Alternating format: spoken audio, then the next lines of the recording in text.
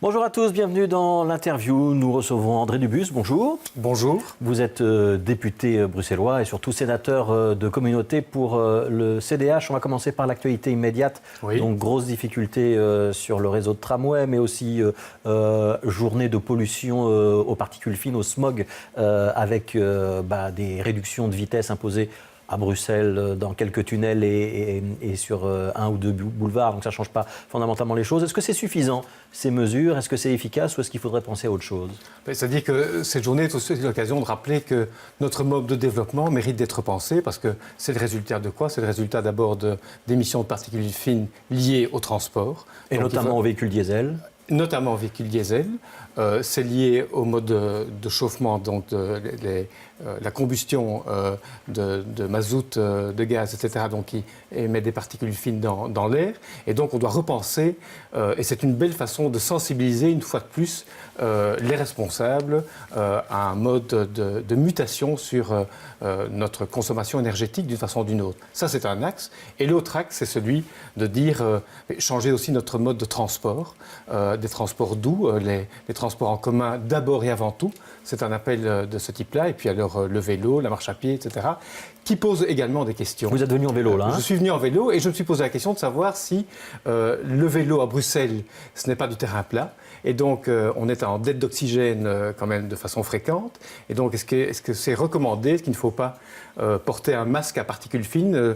Je crois que c'est une question que je vais poser demain à la ministre de l'Environnement pour savoir s'il n'y a pas des conseils à formuler à l'égard des cyclistes qui représentent aujourd'hui près de 5% des transports, des déplacements du moins, à Bruxelles. Voilà, donc comme ça, ces conseillers savent qu'ils doivent déjà plancher sur une réponse. Voilà. Mais donc on va ressembler à quoi? À Tokyo, avec tout le monde des masques dans la rue? Non, attendez, je dis uniquement pour ceux qui font un effort physique important. Donc ce sont ceux qui pratiquent du sport. Voilà. Bon, et pour le reste, il faut continuer les mesures qui sont prises. Vous qui faites du vélo, vous en faites en forêt de Soigne? Alors j'en fais en forêt de Soigne, mais rarement. Ouais. Rarement. Alors qu'est-ce qui se passe avec la forêt de Soigne? Ça fait des années qu'on dit qu'elle devrait être classée au patrimoine immatériel de l'humanité à l'UNESCO. Ça avance, ça n'avance pas ce dossier? Alors ce dossier, donc il y a deux volets. Le premier volet, c'est un volet institutionnel qui a voulu que nous prenions une initiative il y a 4 ans précisément, en 2010 au niveau régional bruxellois, avec une résolution qui a été votée. Vous savez que la forêt de Soigne empiète sur les 3 régions. Sur 3 régions. Hein. C'est 4600 hectares, dont 1650 sur Bruxelles, c'est-à-dire un tiers de la forêt sur Bruxelles, ce qui représente au passage 10% de la surface de la région bruxelloise, ce qui n'est pas négligeable. Et puis 55% sur la région flamande et un petit 10% sur la région wallonne. Et donc il a fallu d'abord s'accorder entre les parlementaires flamands d'un côté et les parlementaires wallons de l'autre pour qu'ils acceptent cette priorité d'inscrire la forêt de Soigne au patrimoine immatériel, enfin pas immatériel, patrimoine mondial de l'UNESCO. Ouais. Ce qui n'a pas été un problème du côté flamand parce que 55% de la forêt est en Flandre et puis la Flandre n'a pas une multitude de sites naturels à protéger. En Wallonie, c'était différent puisqu'ils ont d'autres sites qu'ils veulent valoriser, je pense par exemple au Fagnes, et leurs 10% de la forêt de Soigne ne représentait pas une priorité. Ce qui veut dire que la Flandre a procédé au vote de la résolution en 2011 et la Wallonie seulement en 2013. Et donc, maintenant que les 3 régions sont d'accord, ce qui est quand même pas mal dans notre pays qui est éclaté sur le plan institutionnel, c'est de voir qui pilote aujourd'hui le projet. Celui qui pilote le projet, c'est le ministre-président de la région bruxelloise. C'est lui qui est responsable de la conduite de ce dossier pour l'inscrire sur les... Mais ça bloque à cause de quoi? Ça bloque à cause du contrat de gestion. Alors, qu'est-ce que vous demandez, vous, aujourd'hui? Vous avez publié un communiqué hier. Oui, je demande que le contrat de gestion avance. C'est la raison pour laquelle j'ai interpellé la ministre de l'Environnement il y a 2 jours, où on en est. Et donc, elle m'a répondu que les contacts sont en cours, il y a 3 lieux de concertation, et qu'elle veut prendre un arrêté décisionnel, mais qu'elle est face à des avis qui sont divergents. Et ça changera quoi, qu'elle soit classée ou pas, cette forêt? Alors, ça change quoi? Ça change plusieurs choses. Ça change d'abord le fait qu'une fois qu'une forêt est classée, elle a droit à faire appel au fonds du patrimoine de l'UNESCO et qui est de bénéficier d'une aide significative pour faire face, entre autres, au changement climatique.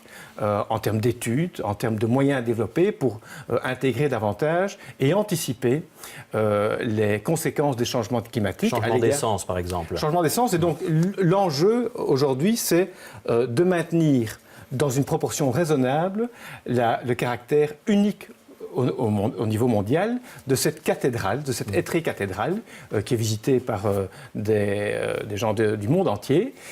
Et le deuxième enjeu, ça c'est au niveau de l'UNESCO. L'UNESCO aujourd'hui a reconnu déjà 10 étrées au niveau européen. Dans les Carpates et en Allemagne. Et l'UNESCO veut établir ce qu'on appelle des biens sériels, c'est-à-dire des séries de forêts qui ont un type particulier, en l'occurrence des hêtraies, et elle veut protéger ces hêtraies face au changement climatique. Et le deuxième élément pour lequel l'UNESCO est particulièrement attentif, c'est que le hêtre est quelque part un symbole européen important. Et le fait d'avoir dans la capitale de l'Europe une étrée cathédrale, c'est quelque chose d'important aussi pour l'UNESCO. Et donc tous ces éléments font en sorte que nous avons intérêt à ce que cette forêt bénéficie. Et donc en gros, il faut que flamands, bruxellois et wallons se parlent plus vite. Si j'ai bien résumé. Il faut aussi que Evelyn Uttebroek avance plus vite dans les différentes étapes pour conclure ce nouveau contrat de gestion. Alors, autre proposition de résolution que vous déposez, c'est au Parlement bruxellois également. L'autorisation de sensibiliser aux dons d'organes pendant les prochaines élections. On l'a fait ailleurs, on ne l'a pas fait à Bruxelles, c'est ça ? On l'a fait ailleurs, donc en Wallonie, c'était fait. L'enjeu, c'est de sensibiliser davantage les citoyens qu'ils peuvent, en optant pour une déclaration à la maison communale qu'ils sont donneurs d'organes, eh bien, en optant pour cette déclaration, ils facilitent l'opération de transplant d'organes une fois... le prélèvement d'organes au moment du décès. On est aujourd'hui de la journée mondiale du rein. C'est un des organes qu'on recherche habituellement. Absolument. Et donc, il faut savoir que, par exemple, en 2010, il y a 120 personnes en Belgique qui sont décédées parce qu'elles n'ont pas eu accès à un organe en temps voulu. Et donc, c'est vraiment un enjeu de solidarité et de citoyenneté que de faire cette simple déclaration en disant « j'accepte d'être donneur d'organes auprès de mon administration communale ». Et donc, l'idée, c'est qu'il y ait des bureaux d'information pour remplir ce type de documents au moment des élections, lorsque on va aller le 25 mai remplir son devoir citoyen. Des élections, mais dans toute manifestation auquel les communes participent, eh bien, qu'elles prennent l'habitude de mettre des guichets. Qu'est-ce que vous répondez à ceux qui disent « oui, mais les élections, c'est un moment de neutralité absolue, et si on commence avec le don d'organes, demain on fera les mines antipersonnelles avec handicap international, et puis après-demain ce sera amnistie, et puis on ne sait pas où on s'arrête ». J'entends bien ça. Ici, il s'agit d'une solidarité citoyenne qui concerne chacun d'entre nous. Donc c'est un intérêt solidaire et citoyen pour l'ensemble des Belges et pour chacun en particulier. Je trouve que c'est une démarche qui est non seulement symbolique, mais qui est très utile et dont l'utilité est directe. Et donc je trouve que ça a tout son sens. Finalement, on peut disserter à l'infini sur la solidarité. Le choix que nous faisons et que d'autres communes ont fait, entre autres en Wallonie, avec un succès réel, c'est celui-là. Et nous proposons... Donc 5 signatures, déjà, de partis. Donc leur proposition de résolution, donc elle a des chances d'être adoptée avant les élections. C'est ça. Donc il y a 6 partis qui ont signé la proposition de résolution, donc normalement elle devrait être adoptée. C'est quoi normalement. C'est quoi le nom de famille de votre maire ? Englebert. Donc Dubusse de Warnaf Englebert, ce serait votre patronyme si la proposition de Catherine Doyen-de-Fonck, qui est à la Chambre, même parti que vous, passe ? Ce serait, entre autres, cette formule-là qui serait... Donc voilà, le CDH dépose un amendement demandant que ce soit le nom du père suivi du nom de la mère, systématique, dans cet ordre-là, pour tout le monde. Pourquoi est-ce que vous ne voulez pas laisser aux familles le choix ?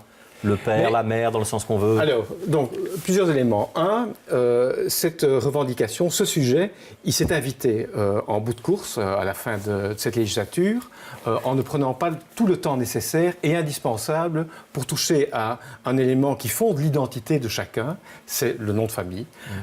Et donc, j'estime qu'on n'a pas pris le temps suffisant pour analyser non seulement toutes les conséquences, mais toutes les options possibles. Et systématiquement, le nom du père en premier, le nom de la mère en deuxième, puis on sait que la génération suivante oublie le nom de la mère, c'est pas un petit retour au patriarcat, ça ? Mais écoutez, quand on parle de la liberté Ici, la liberté de choix. De quelle liberté s'agit-il? Il s'agit de la liberté de celui qui donne le nom. Il ne s'agit pas de la liberté de celui qui choisit, enfin qui reçoit le nom. Donc il y a déjà un espace de discussion qui est important. De quelle liberté voulons-nous parler? D'égalité, mais de quel type d'égalité voulons-nous parler? L'égalité entre hommes et femmes, est-ce que ça doit passer systématiquement par un choix qui risque, après plusieurs générations, de détricoter des liens familiaux qui sont quand même importants en tant que tels. Et donc, ce détricotage potentiel, eh bien, nous n'y souscrivons pas.